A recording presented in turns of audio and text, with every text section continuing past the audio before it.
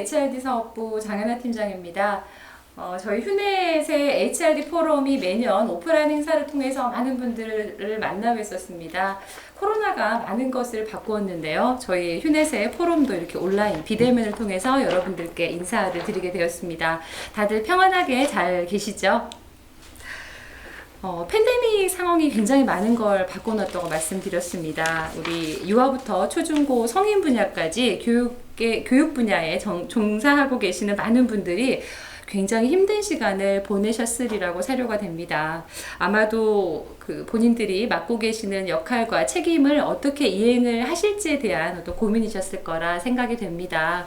그래서 오늘은 대한민국 대표 기관들의 직원들의 육성과 개발을 책임지고 있는 우리 담당자분들을 모셔놓고 우리 디지털 러닝 전환에 대한 구체적인 의견을 나눠보고 말씀을 들어보는 시간 가져가 보도록 하겠습니다. 참여해주신 분들 한 분씩 저희가 소개해 드리도록 하겠습니다.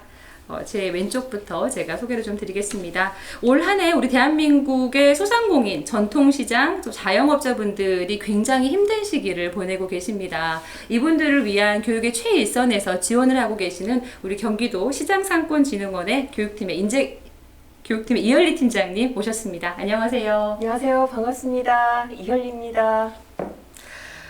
그리고 이번 팬데믹 상황에서 굉장히 큰 역할을 해주신 기관입니다.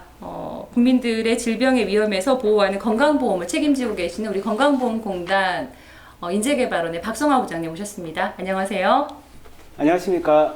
국민건강보험공단 인재개발원의 박성하입니다. 만나서 반갑습니다. 예, 개인적으로 제가 이런 코로나 상황에서 주말에도 밖에 못 나갈 때 너무 답답했습니다. 그때 저에게 굉장히 위로를 해줬던 게 랜선이었죠. 굉장히 좋은 기업으로 저에게 각인이 되었습니다. LG U+의 우리 이상철 책임님 같이 하셨습니다. 네, 반갑습니다. U+ 이상철입니다.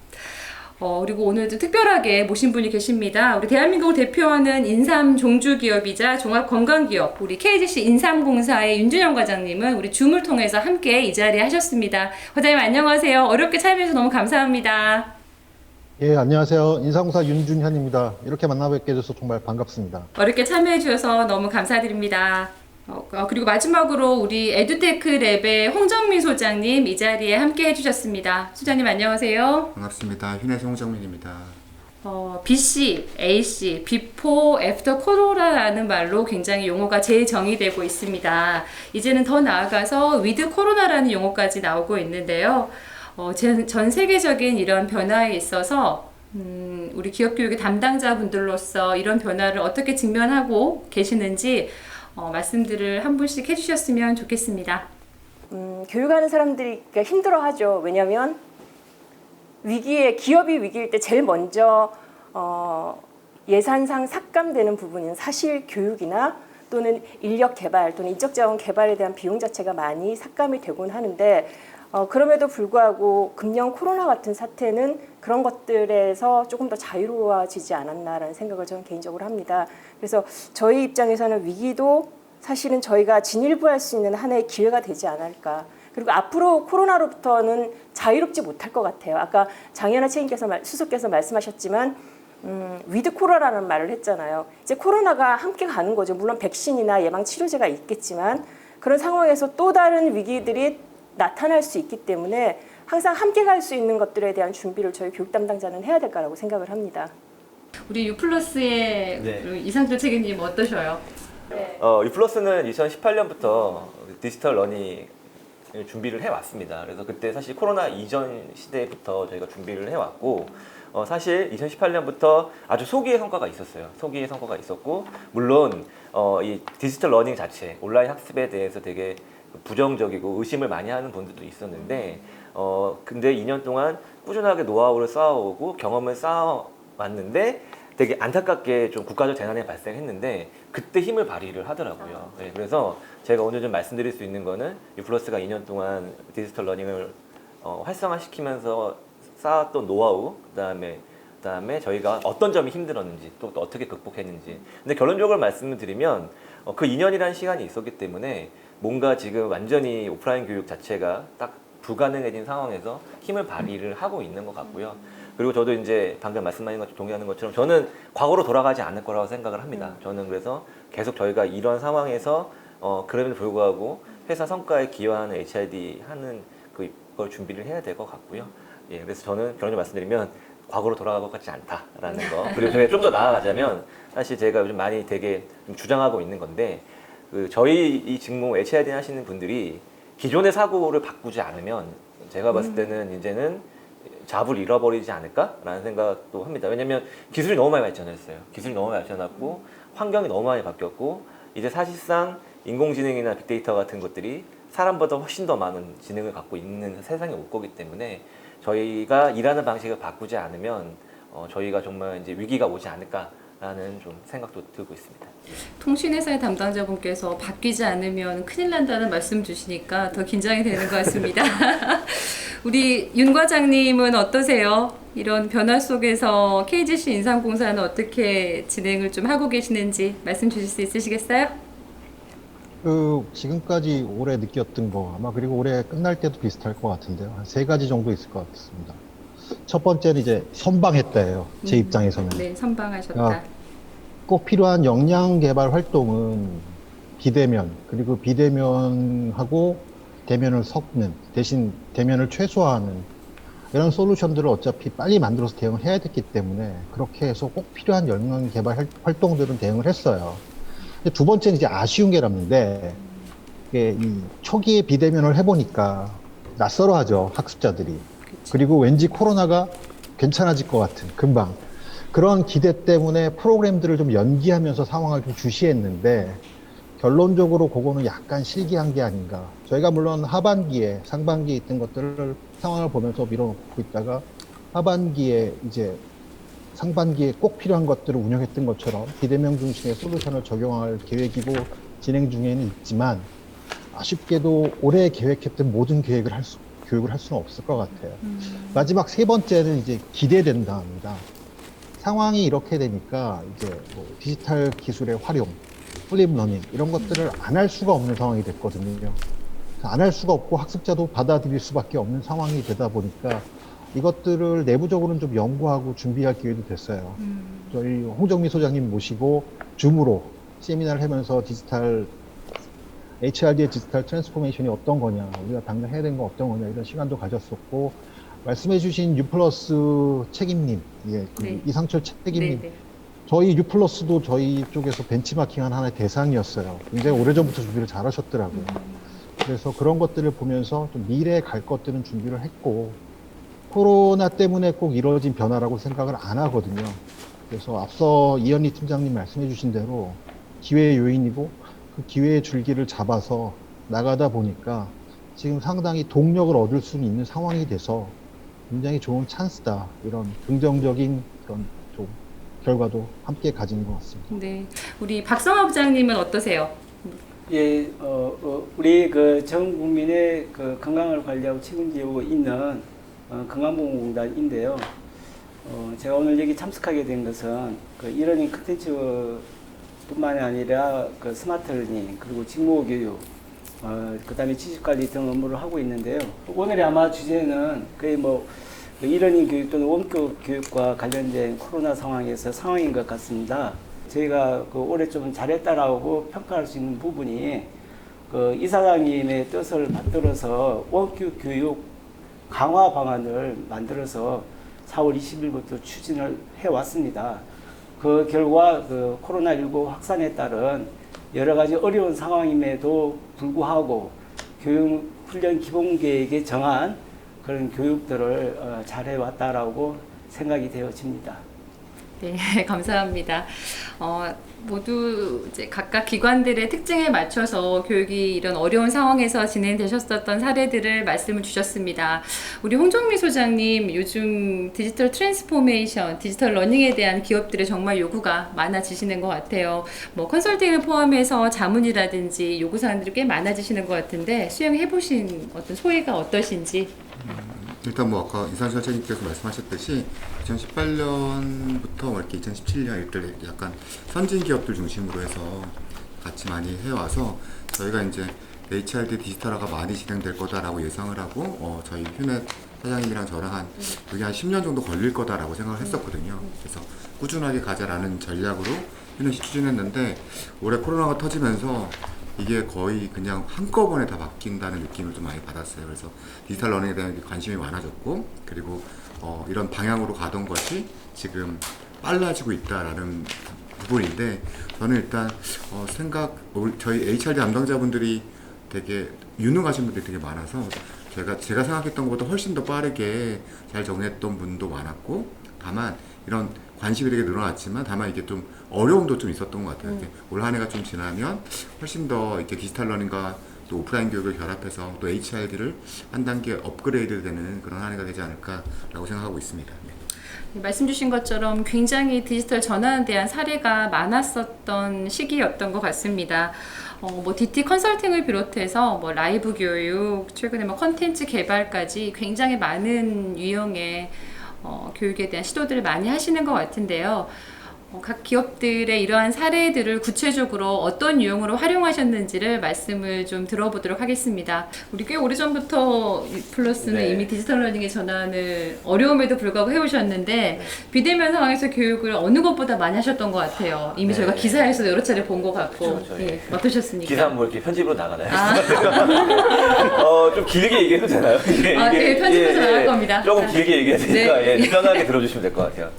U+의 사례는 시즌 1과 시즌 2로 나눠집니다. 그래서 제가 시즌 1에 대한 내용과 그리고 그때 저희가 적용했던 어떤 노하우, 그 다음에 그 애프터 코로나, 시즌 2가 코로나 이후거든요. 저도 이제 이걸 2년 정도 해보니까 되게 재밌는 사례가 되게 많아서 그 공유를 드리도록 하겠습니다. U+ 먼저 좀 상황을 설명을 좀 드리면, U+는 전국구 조직이에요. 아시겠지만 전국의 직영점을 가지고 있습니다. 그래서 한마디로 전국에 직원이 있다 보시면 되는 거죠. 근데 아시겠지만 U+는 신상품, 서비스, 그 다음에 새로운 가격 정책 같은 게 매일 수시로 이제 업데이트가 돼서 전국에 있는 직영점에 있는 직원들이 그거를 빨리 학습하는 게 굉장히 중요한 게 이제 현재 저희 상황이었어요. 근데 2017년 이전에는 오프라인 교육에 의존을 했던 거죠. 그러니까 사실 또 되게 비효율적이었던 거예요. 1월 1일 날 뭐 신상품이 나왔는데 저기 어디에 있는 직원은 막 4월 1일 정도 돼서야 이제 그거를 이제 학습을 하게 되는, 사실 좀 이 시대에 맞지 않는 좀 상황이 됐던 거죠. 그래서 저희가 이 부분은 좀 개선이 필요하다. 회사 경쟁력과도 좀 이건 지켜야 되지 않겠냐라는 상황이 돼서 그래서 저희가 이제 온라인을 이제 준비를 하기 시작했고요. 그런데 웹이 아니고 또 U+는 통신회사이기 때문에 전 직원이 다 이제 핸드폰이 사실은 이 모바일로 뭘 보는 거에 대해서 되게 어려워하지 않는 상황이거든요. 그래서 모바일로 가자라고 해서 저희가 이제 모바일 시스템을 준비를 했고, 이게 뭐 이렇게 편집하면 나갈 수 있으면 좋겠는데, 그래서 저희가 모바일 시스템도 제가 지금 여기 보이는 것처럼 기존에 이렇게 일반적인 LMS 시스템을 모바일로 옮겨놓은 게 아니고요. 또 U+ 직원들이 굉장히 젊습니다. MZ 세대가 되게 많아서 젊은 세대가 좋아하는 이렇게 유튜브의 UI를 저희가 벤치마킹해서 유튜브 향의 어떤 모바일 학습 시스템을 이제 구축을 했고요. 자, 시스템만 구축이 됐다고 되는 게 아니고요. 중요한 건 그 안에 있는 걸 채워야 되는 거잖아요. 채워야 되는 건데, 보통 많은 회사들이 제가 볼 때 되게 안타까운 게 시스템을 만들고 이렇게 휴넷에 이렇게 말씀드리면 좀 죄송한데, 예, 사회 콘텐츠에 의존하려는 경향이 굉장히 강하더라고요. 근데 아시겠지만 U+에 있는 상품을 가장 잘 알려줄 수 있는 사람은 U+ 사람이잖아요. 그래서 저희가 이게 외부 콘텐츠에 의존하는 것보다는 사내에 있는 HRD 직원과 사내에 있는 임직원들이 콘텐츠를 직접 만들자라는 방향으로 저희가 움직였고요. 그러다 보니까 일하는 방식을 바꿔나간 거였어요. 그러니까 기존에 오프라인 교육을 만들었던 디자이너들한테 아니야, 이제는 전부 다 우리가 온라인으로 가야 돼. 중요한 건 이 컨텐츠가, 근데 중요한 건 뭐냐면 짧고 쉽고 반복 학습이 할 수 있도록 재밌어야 된다라는 게 큰 모토였어요. 아시겠지만 여러분들 그런 컨텐츠는 지금 다 보시겠지만 유튜브에 되게 많잖아요. 그래서 저희가 이걸 준비를 할 때 무슨 대학 교수님이나 기업의 벤치마킹을 간 게 아니고 저희가 유튜버들을 만나고 다녔어요. 유튜버들한테 이런 컨텐츠 어떻게 만들어요? 왜냐면 유튜브 컨텐츠 보면 되게 재밌게 보잖아요. 근데 저희가 유튜버들을 만나니까 정말 깜짝 놀란 게, 일단 물어봤죠. 첫 번째 물어본 거, 얼마나 걸려요, 시간? 그랬더니 한 3일 정도면 하나 만든대요. 그래서 약간 거기서 첫 번째 쇼크, 3일? 그 다음에 두 번째 물어본 게 얼마 들어요? 그랬더니 한 50만 원? 이러더라고요, 저한테. 그래서 저희가 생각을 한 게, 보통 기업에서 이런 콘텐츠 만들면 좀 저희끼리 좀 이건 되게 반성해야 되는 얘기인데 과거에 한 두세 달 정도에 몇 천만 원 태웠잖아요. 생각 한번 해보세요. 두세 달 걸려서 몇 천만 원 태우는 콘텐츠와 3일에 50만 원 태우는 콘텐츠, 경영진은 과연 무엇을 선택을 할까? 답은 이미 나와 있는 것 같거든요. 그래서 저희가 유튜버들한테 많이 배웠어요. 어떻게 하면 콘텐츠를 재밌게 만들 수 있는지, 재미있으면서도 유익하게 만들 수 있는지를 저희가 많이 배웠고, 그래서 그러한 영향으로 사실 그 시즌 1 때 이 플러스 배움마당이라는 그 학습 플랫폼이 디지털 콘텐츠, 5분 내외의 짧은 콘텐츠들이 만들어지는 플랫폼으로 이제 성장을 하게 된 거죠. 그렇게 해서 저희가 한 1년 반 동안 그렇게 드라이빙을 해서 많이 활성화시켰습니다. 굉장히 활성화시켰어요. 그러니까 자체적으로 콘텐츠가 현재 지금 한 6천 개 정도 있으니까 내부적으로 이렇게 만들어낸 거죠. 그게 이제 시즌 1입니다. 시즌 1이었고요. 정리를 하자면 우리가 벤치마킹한 곳은 유튜버에 대해, 그러니까 정말 소비자의 눈높이로 간 거죠. 과연 이 친구들은 무엇을 보고 있을까라는 게 첫 번째 시즌 1이었고요. 그렇게 있다가 근데 그럼에도 불구하고 계속 의심을 하죠. 그런 모바일 콘텐츠가 돼? 모바일 콘텐츠가 의미가 있어? 의심을 항상 받았죠. 근데 이제 결론적으로 말씀드리면 오프라인 교육 굉장히 많이 줄었고 더 중요한 건 저희가 사실 어필한 부분은 뭐냐면 오프라인 교육 줄면 아시겠지만 그만큼 기회비용이 줄어들잖아요. 기회비용이 줄어드는 거고, 사실 이 시즌 1 때 저희한테 좀 힘을 줬던 게 뭐냐면, 이거 다 편집을 다 해주겠지만, 첫 번째가 작년 7월 1일 날 기억나시나요? 저희 나라가 주 40시간 제도가 이제 도입이 되면서 기업에서 이제 함부로 오버타임을 주지 못하는 시간이 된 거예요. 그러니까 경영진들이 한 번도 그 시간에 대해서 신경을 안 쓰고 있다가 법이 딱 나오니까 이제 갑자기 이제 시간을 분석하기 시작한 거죠. 그러니까 8시간 이제 교육가, 그러니까 다 돈으로 보이기 시작하는 거예요. 이제 경영진들 입장에서. 그렇게 해서 이제 다시 모바일이 좀 살더라고요. 그러면도 의심을 계속 받았죠. 두 번째 저희 도와준 게 뭐냐면 세계적으로 불어닥친 디지털 트랜스포메이션. 요런 얘기가 나오면서 이제 갑자기 옛날 방식이 아닐 수도 있다라는 생각들을 다 이제 하시기 시작한 거였습니다. 이게 두 번째 저희 도와준 거였고, 이제 마지막으로는 안타깝지만 이제 코비드가 터지면서 이제 오프라인 교육을 한다는 말 자체가 되게 이제 어불성설이 될 정도로 이제 되게 어려운 단어가 된 거죠. 자, 여기까지 시즌 1이었고요. 그럼 시즌 2는 이제 어떻게 됐냐, 유플러스가. 저희가 1년 반 동안 어쨌든 내부적으로 역량을 쌓아 놓은 거예요. 그 역량이 뭐냐면 디지털 컨텐츠 역량이었어요. 그 말이 뭐냐? 저희의 기원이 유튜브잖아요. 근데 아시겠지만 유튜버들은 방송도 하잖아요. 그러니까 저희도 모르게 전 직원, HID 직원들이 유튜버 크리에이터가 되어 있던 거예요.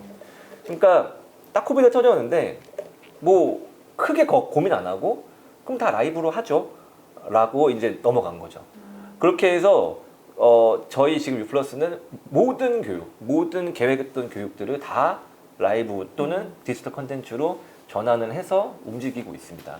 되게 재밌는 게 뭐냐면 시즌 1 때는 짧은 컨텐츠가 중심이었다면 이 시즌 2가 되니까 라이브가 더 편한 거예요. 이제 만드는 친구들이 원래는 콘텐츠 막 영상 만드는 게 되게 힘들었는데 이제는 되게 중요한 게 뭐냐면 라이브 편하게 하고 그 라이브를 그냥 날리는 게 아니고요. 또 그 라이브를 아시겠지만 유튜브에 그 짤방이라고 있습니다. 그 라이브 편집된 거를 또 짤방 4, 5분짜리로 만들어내서 또 그 컨텐츠를 쓰게 되는 이 선순환 구조가 돼서 이게 지금 저희는 그냥 알아서 돌아가고 있는 형태입니다. 알아서 돌아가고 있는 형태가 됐고요.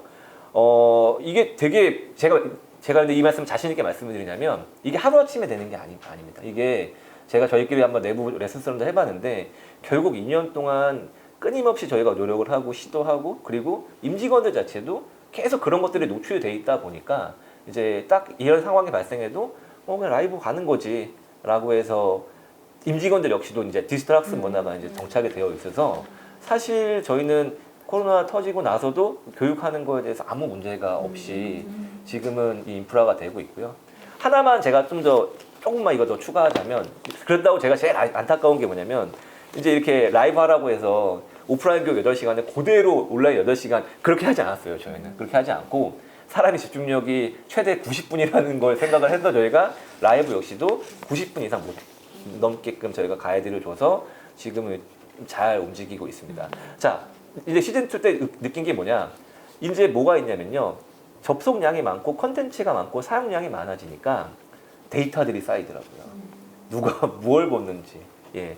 과거에는 그 XAPI라는 로직은 있었지만 사실 그 로직에 쌓이는 데이터들이 없었잖아요. 근데 저희가 결국 이 2년 동안 움직이고 나니까 흔히 말하는 이제 그러면 사람들이 어떤 패턴으로 어떤 거를 보는지에 대한 것들을 이제 저희가 이제 확인을 할 수 있는 상황까지 돼서 이 다음에 아직까지 구현되지 못했지만 저희 유플러스의 다음 목표는 뭐냐면 이렇게 많이 활용되어 있는 사용자 패턴 데이터를 어떻게 맞춤형이나 어떻게 어딕티드로 연결할 거냐라는 것들을 이제 고민을 하기 시작했어요.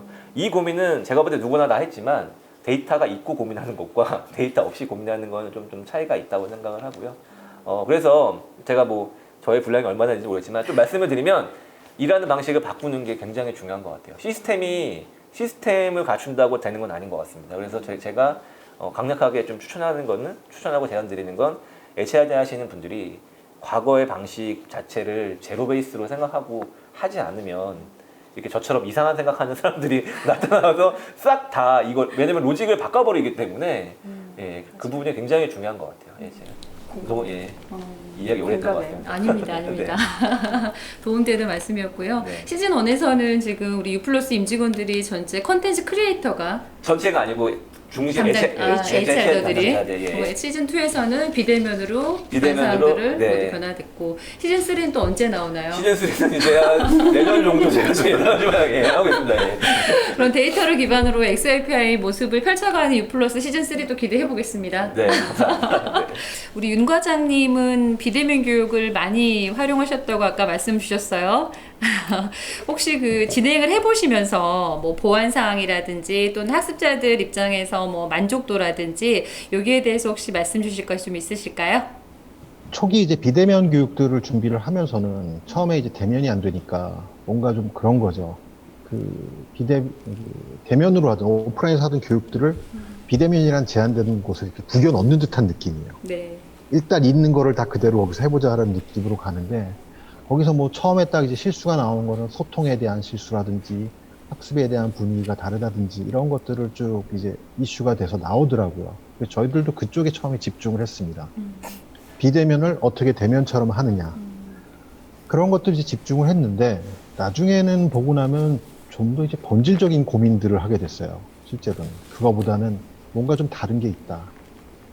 예를 들면 이런 거죠. 그러니까 우리가 오프라인 교육을 하면 교육의 환경 쪽에서 굉장히 학습하기가 좋은 이런 환경들이 구축이 된다고도 생각을 합니다. 그리고 사실이고요. 그리고 학습자도 뭔가 다른 마음가짐으로 들어오고 강의실에 앉아서 강의를 듣고 강의를 하는 사람도 반응을 확인해 볼 수 있고 얼굴을 보니까 특별히 딴짓을 할 수도 없고 이렇게 뭔가가 좀 되는 거죠. 근데 실제적으로 좀 꼬아서 보면 이렇게 되는 것처럼 보이는 것들이 어떻게 보면 학습하는 것처럼 보일 수도 있거든요. 학습의 실제적인 결과는 밖으로 배운 내용을 밖으로 나서 쓰는 거잖아요. 근데 자 분위기 좋고 뭐 하고 나 학습해야 되는 이런 이미지가 있다 보면 교육이 그냥 잘 된 것처럼 보일 수가 있더라고요. 근데 원격으로 가면 이런 것들을 쓸 수 있는 툴들이 싹 제한이 돼요. 네. 그러니까 결정적인 승부는 진짜 컨텐츠로 승부가 나는 거고요. 그 컨텐츠가 정말 학습자한테 필요해야 돼요. 저도 비대면 강의를 많이 해보는데 굉장히 젊은 학습자들을 놓고 강의를 해도 짧은 강의를 하면서도 질문을 잘 많이 쓰는데 제가 한 3분 정도만 혼자서 얘기하면 졸거나 돌아가는 것들이 보이거든요. 저는 진짜 이게 진검승부가 하는 거예요. 정말 필요한 콘텐츠를 가지고 와야 된다. 왜냐하면 쓸 수 있는 툴들이 제약되어 있기 때문에. 그 다음에 또 하나 말씀드리고 싶은 거는 자 지금 비대면 하면서 대면 교육을 갖고 비대면으로 옮기려고 그러는데 저는 굉장히 파워풀한 툴이 되는 게 비대면 교육, 원격 교육의 특징이 시간하고 공간의 제약을 넘어갈 수가 있어요. 그래서 저희는 되게 재미있게 요번에 속 시원하게 실험을 해봤던 게 그러니까 학습이 필요한 순간은 새로운 걸 알 때도 있고요. 그 다음에 새로운 걸 적용해 볼 때도 있고 적용한 다음에도 있습니다. 근데 집합교육을 하게 되면 대체적으로 새로운 걸 알 때 해요. 이 뒤에 인터벤션 들어가기가 너무 어려워요. 픽해야 액션 플랜 내라, 리플렉션 내라인데 원격 교육을 하면서는 이 시간이 줄어듭니다. 뭐 앞에 지식 전달은 웬만하면 마이크로 어닝이 들어가죠. 그 다음 현업을 하게 하고 현업에서 했던 것들이 성찰이 일어나는 것들을 예전에는 사람을 모으려 그러면 어마어마한 코스트가 들었는데 그게 원격으로 되더라는 거죠. 그리고 학습자들이 실제로 도움을 받는 걸 보면 내가 적용해 봤더니 이런 문제가 있어. 이런 것들은 시키지 않아도 말문이 터지고 질문도 잘 나오는 거죠. 그러니까 원격 교육이 상당히 파워풀한 거는 이 기술의 툴을 이용해서 교육 운영자가 인터벤션 할 수 있는 기회가 학습의 장면을 넘어서 일하는 장면까지 가고 있다는 게 굉장히 괜찮은 것 같아요. 여기까지가 이제 큰 거고, 그 외에 저희는 또 혁신적인 실험들도 좀 해봤어요. 1박 2일짜리를 압축을 해버리는 거죠. 2시간짜리로 압축을 해봤습니다. 그것도 학습의 주요 장소를 저희는 아직 플랫폼이 준비가 안 됐거든요. 근데 홍정민 소장이 말씀해 주시더라고요. 플랫폼이 준비가 안 되면 기존의 플랫폼을 써라 해서 카톡과 줌을 이용해서 사전에 마이크로러닝을 하고 과제를 카톡으로 두세 줄로 제출을 하고 줌으로 클래스가 1시간짜리가 열리고 뭔가 과제를 해갖고 오고 그 다음에 다시 한 30분짜리 클래스가 열리고 그 최종 결과물에 대해서는 다시 강사가 줌으로 동영상을 찍어서 카톡방에 올려주는 이런 실험들을 해봤는데 상당히 여러 가지 기회가 있지 않을까 하는 기회 요인도 받고 과제도 많이 좀 앞으로 풀어야 될 과제도 많이 생각을 해봤습니다. 예, 최근에는 러닝저니를 통해서 학습 유형의 다양성을 기반으로 학습자들에게 효과성을 제시하는 일련의 활동들을 굉장히 많은 기업들이 적용을 하고 계십니다. 대표적인 유형이 플립러닝이 있을 것 같습니다. 우리 KGC 인삼공사 윤 과장님 사례가 있다고 말씀드렸던 것 같아요. 한 말씀 주실 수 있으시겠어요? 예, 저희 사례 간단하게 좀 말씀드리겠습니다. 저희도 플립러닝을 되게 잘하는 거 아니어서 도입하면서 저희가 겪어왔던 얘기들, 그런 것 중심으로 말씀을 드릴게요. 많은 기업에서 플립러닝 도입해서 하고 있고요. 아마 이런 것도 있을 겁니다. 플립러닝 하면 일단 알아서 지식 부분을 학습을 해야 되는 부담이 있죠.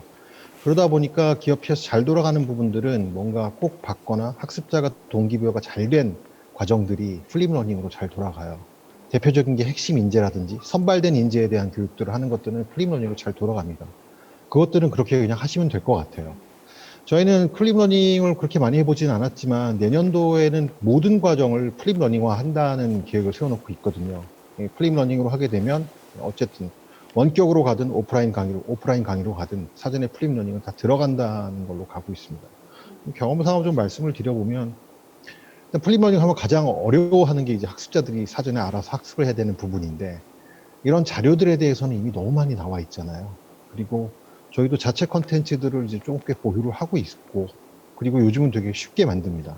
그래서 이런 것들이 가능한데 그래서 핵심적으로 말씀을 드리면 플립러닝을 모든 과정에서 또 하려고 한다 보면 저는 마이크로러닝하고 결합은 필수적인 것 같아요. 학습자들한테 사전 학습에서 너무 많은 것들, 논문을 읽어오라 이런 것도 좋은 방법 아닌 것 같고요. 짧게 파워풀하게 지식을 전달해서 개념이라든지 기본 원리를 알고 오는 이런 마이크로러닝을 처음에 딱 붙이게 되면 좋고요. 다음에 코로나 시대에서 플립러닝이라고 한다고 하면 제가 봤을 때 이제 교육에서도 관념을 많이 바꿔야 되는 게 사전 학습 왔으니까 길게 가져간다고 할 필요 없을 것 같아요. 역시 오프라인이나 실제적으로 스킬 실습을 하는 과정들도 굉장히 짧고 컴팩트하게 갈 수 있다라는 부분이 있을 것 같고요. 꼭 플립러닝의 요소는 하지만 한 가지 더 말씀을 드리고 싶은 거는 저는 사전 학습이 있고 오프라인이나 원격 실시간 학습하고 난 다음에 반드시 리플렉션 세션을 한번 가져보라는 얘기를 하고 싶습니다. 그런 것들을 실습 후에 적용한 것들을 이런 것들을 가능하게 한 거는 아까 먼저도 말씀드렸지만 원격으로 편하게 접속할 수 있다는 부분들이고요.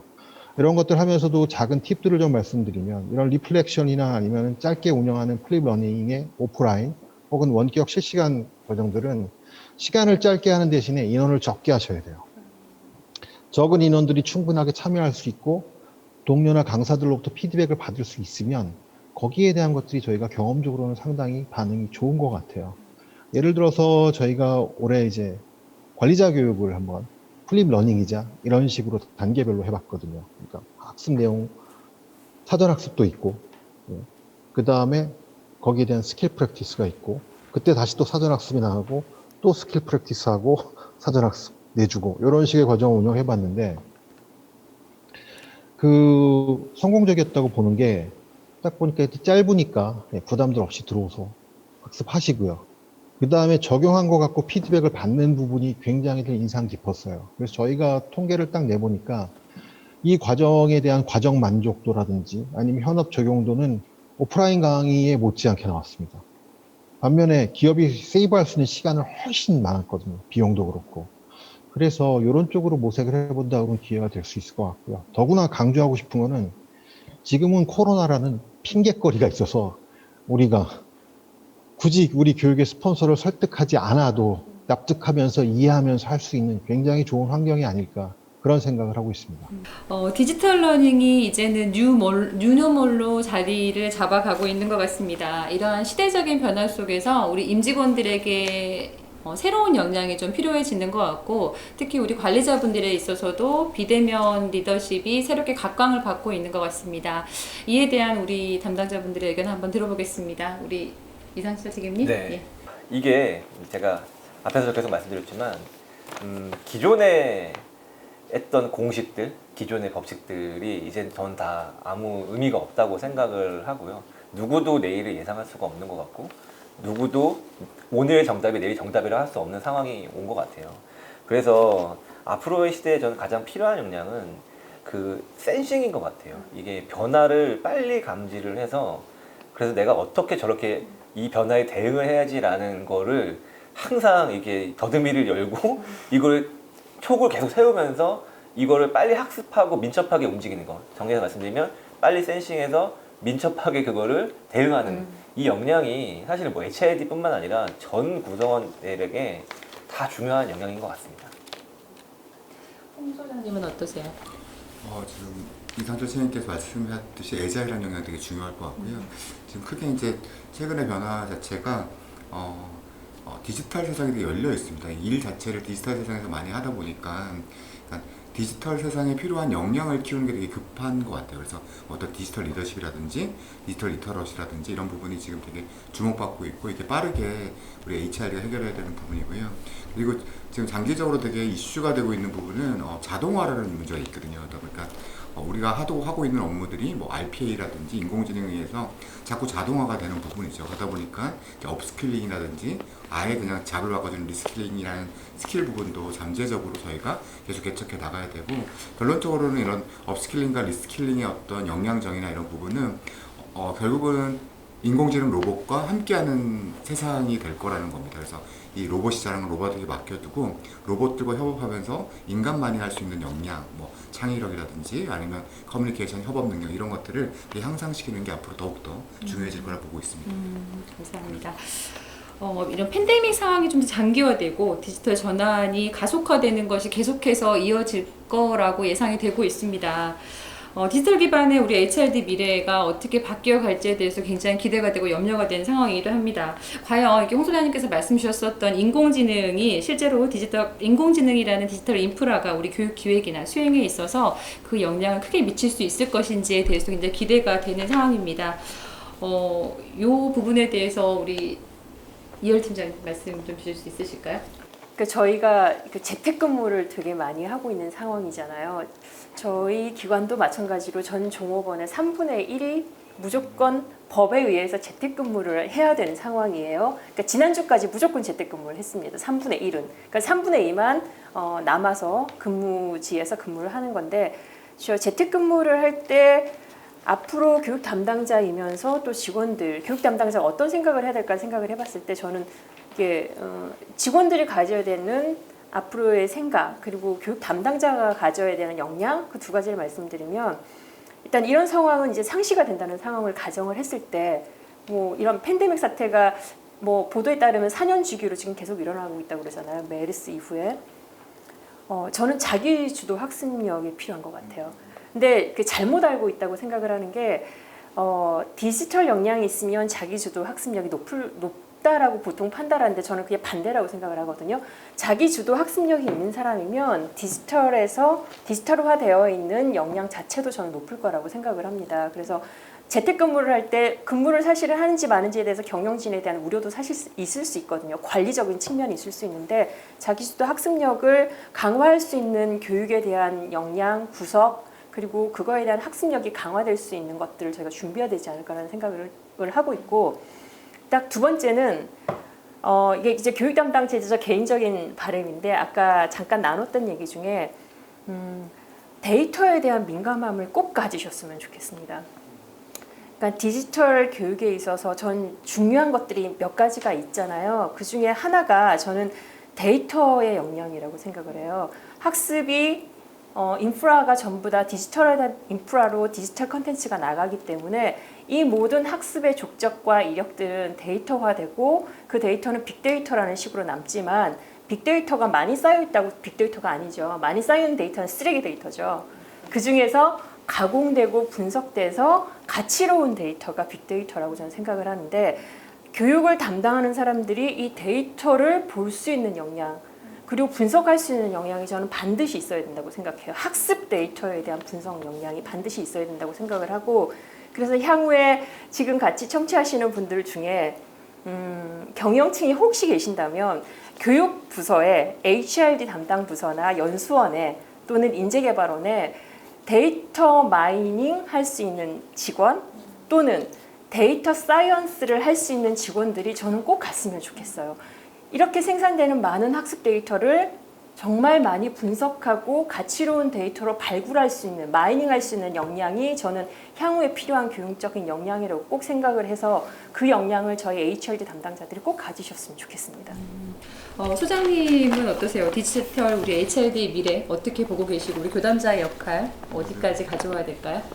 일단 디지털 HRD 같은 경우는 아마 지금 이얼리팀에서 말씀하셨지만 데이터 되게 중요하다고 보고 있어요. 그리고 제가 이러닝에서 이제 모바일 환경과 그리고 실시간 환경인 벌추얼 러닝, 마이크로 러닝 이런 것들이 지금 비대면 환경에서 많이 해결해 나오고 계시는데 앞으로 정말 데이터가 중요해질 거고 6플러스 사례가 아마 앞으로의 데이터를 어떻게 가공하고 또 알고리즘을 넣고 맞춤형 학습을 할 거냐가 되게 중요해질 것 같습니다. 근데 저희가 지금 풀어야 되는 숙제가 지금 학교 현장에서 교육을 보면 중간이 없어지고 점점 아래로 내려가거든요. 왜냐하면 이 자기주도 학습자를 원래 이러닝과 디지털 러닝이 가정을 하고 있어요. 그러다 보니까 이 자기주도 학습 능력을 어떻게 높여주느냐도 되게 중요하고 또한 이 사람들한테 오프라인 환경처럼 이렇게 도와주는 역할, 집중하고 꾸준하게 학습할 수 있는 역할도 이런 것들도 같이 제가 고민해야 된다고 생각하고 있고요. 그러다 보니까 교육 담당자 입장에서는 그동안의 어떤 오프라인에 와서 본인이 설계한 교육과정을 전달하는 역할이 아니라 종합적으로 디지털 환경에 노출되어 있는 다양한 학습 경험을 하는 학습자들, 우리 학습자들을 좀 전체적인 학습 커뮤니티를 관리하는 매니저로서의 발전을 하게 될 거고 아까 말씀하셨듯이 데이터라든지 그리고 디지털 학습을 앞으로 설계하는 역할까지 감당하게 되실 거라 생각하고 있어요. 이런 측면에서 결국은 한 가지만 더 강조시키는 거는 결국은 교육이 가장 먼저다라는 것 좀 강조드리고 싶어요. 왜냐면 이거를 기술적으로 그러니까 뭐 AI로 교육하려면 어떻게 되는 게 아니라 교육을 잘하기 위해서 어떤 기술을 활용한다는 이런 기본을 놓치지 않고 가시면 보다 더 좋은 지금 환경에서 적응하는 교육 담당자가 되리라고 생각하고 있습니다. 감사합니다. 시간이 많이 됐네요. 마지막 질문들을 좀 드리겠습니다. 올 한 해도 이제 이번 9월을 제외하면 한 분기가 남아있는 것 같아요. 그럼 내년도가 오기까지는 이제 3개월 정도 남아있다라는 말하고 일맥상통할 것 같은데 우리 각 기관들이 갖고 계시는 내년도 우리 인재 육성에 대한 방향들 한 말씀씩 좀 들어보겠습니다. 우리 박성업자님부터 말씀 주실까요? 네, 저희 국민건강보험공단은 이제 전 국민을 대상으로 해서 건강보험과 노인장기 요양보험 서비스를 제공하는 기관이잖아요. 그러면 이러한 질 높은 서비스를 제공하기 위해서는 수준 높은 직원 역량 강화가 필요합니다. 그래서 여러 가지 교육적 접근 방법도 있는데 이전에 패널분들께서 이제 좋은 말씀을 많이 하셨는데 그 중에서도 제가 보기에는 민간 부분하고 공공 부분은 좀 구분이 돼야 하지 않을까라는 생각이 들었고요. 그래서 저희 건강보험공단에서 지금 추구하고 있는 내용을 간략하게 소개를 해드리면, 저희는 오늘 연두에 디지털 인재개발원 구축 기반 마련이라는 제목을 가지고 이사님께 보고를 드렸습니다. 그래서 거기에 주요 내용을 보게 되면, 이번 코로나19 확산에 따른 그동안 비대면 교육의 경험을 바탕으로 해서 양방향 영상 교육 시스템을 어떻게 구축할 건가, 마련할 건가, 돈이 얼마나 들어갈 건가, 이제 이런 고민들도 하고 있고요. 그 다음에 교육종합 포털 부분에 있어서는 우리가 플리러닝, 사전 이러닝, 그리고 집합교육에서 토론 심화학습, 이런 것들을 어떻게 운영할까, 그리고 마이크로 러닝을 어떻게 제작해서 어떻게 공급을 해줄까. 물론 뭐 올해 직무 유치도 했지만 이제 이런 고민들이 많이 있고요. 그동안 뭐 앞에서 말씀드린 바와 같이 그 웨비나 운영을 통해서 여러 가지 이제 좋은 그 경험을 쌓았는데 이런 부분도 점차 확대하고자 합니다. 그러다 마지막으로 이제 시스템 또 분야에서 보면 이러한 그 데이터들을 교육 운영 전반, 즉 기획에서 결과 보고까지 모니터링까지 전반을 관리할 수 있는 우리 교육 정보 자체 시스템이 있는데요. 이런 것을 좀 더 고도화하는 방안, 그리고 실제 이제 현장에서 맞는 전산 그 교육 환경을 구축하는 것, 예, 이러한 고민들을 많이 하고 있습니다. 이러한 그 질적인 향상을 통해서 이제 국민들에게 더 질 높은 서비스를 제공하는데 우리 그 교육 담당자들이 기여할 것으로 기대가 됩니다. 감사합니다. 우리 LG 플러스 이상태 책임님, 네. LG 플러스 우리 내년도 방향성. 유플러스는 이제 말씀드린 것처럼 그 이제 배움마당에 대한 이제 시즌 3 한 번 더 업그레이드를 하기 위해서요. 지금 이제 많이 쌓여 있는 이런 데이터들을 어떻게 잘 가공해서 어떻게 하면 그 직무별로 맞춤형 학습을 할 수 있을지에 대한 고민을 계속 하고 있고요. 이와 함께 또 저희가 VR 또는 이제 AI 기반의 비대면 훈련들을 계속 지금 도전을 하고 있어요. 예, 저희가 아무래도 회사의 DNA가 도전이다 보니까 지금 이렇게 VR를 통해서 뭐 직무 훈련하는 것도 좀 준비를 하고 있고요. 그다음에 AI 기반이라 그래갖고 저희가 원래는 이렇게 SOP라고 저희가 이제 상품을 이제 파는 영업 스킬 같은 것들을 원래는 오프라인에 알려줬던 걸 지금 이제 웹 기반의 이제 RP, 그러니까 롤플레이를 AI 기반으로 할 수 있는 것도 지금 저희가 준비를 하고 있거든요. 이것도 계속 준비를 하고 있고 배움마당도 계속 확장시켜서 이렇게 언택트 교육하면은 U+다라고 할 수 있을 정도의 좀 초석을 다지려고 준비를 하고 있습니다. 감사합니다. 이열 팀장님 어떠세요? 사실은 이제 지금은 저의 직원 교육도 담당하고 있지만 현재는 제일 우리나라 경제의 허리가 힘들어하고 있고 또 자영업자들이 힘들어하는데 이제 152만의 경기도 소상공인 분들의 어떻게 하면 경영 역량이 강화가 돼서 이분들이 조금이라도 우리나라 경제를 떠받칠 수 있는 역량을 올릴 것인가가 사실은 제 가장 큰 고민 중에 하나인데 제 벤치마킹 대상이 사실은 여기 좀 앉아 계세요. 저는 제가 국민건강보험공단에서 건강검진을 매년에 받잖아요. 저희가 또 뭐 생리주기를 검진해가지고 뭐 40세, 60세 이렇게 받더라고요. 그거를 저는 도입을 하고 싶어요. 소상공인들 교육을 하는데. 그러니까 소상공인들이 이런 것들에 대해서 굉장히 어려움들을 많이 겪고 계신데 본인 상태에 대한 진단이 전혀 안 돼 있어요.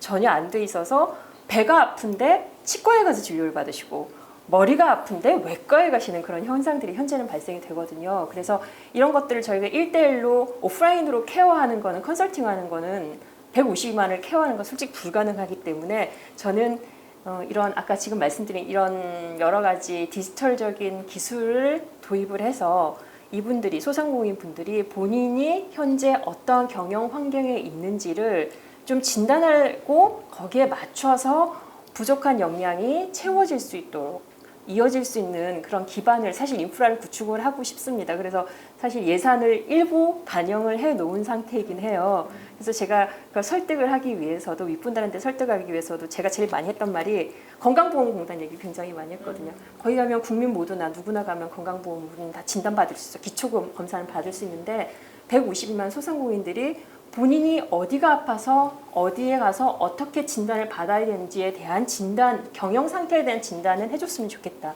이게 사회적인 안전망이고 공공의 기본적인 역할이라고 저는 얘기를 했거든요. 그 상황에서 내년도에 저희 기관이 가지고 있는 꿈은, 제 개인적인 꿈은 그렇습니다. 그리고 우리 HLD 담당자분들은 정말 민감함이 좀 있으셨으면 좋겠어요. 민첩성, 아까 이자일 말씀하셨는데 더불어 민감함을 가지셨으면 좋겠습니다.